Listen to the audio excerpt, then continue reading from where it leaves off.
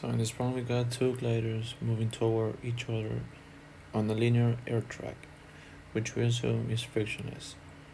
Glider A has a mass of 0.50 kilograms and glider B has a mass of 0.30 kilograms.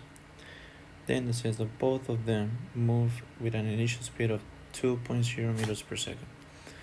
But when they collide, glider B moves away with a final velocity whose x component is 2.0 meters per second. The question is, what is the final velocity of A?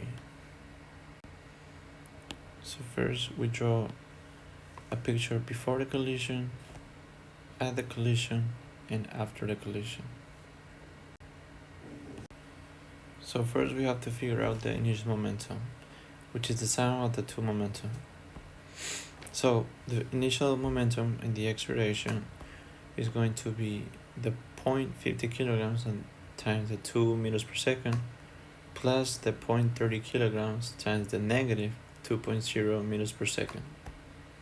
So both A and B gliders. As we add them up, we get 1 minus 0.6, and that's going to be negative 0.4.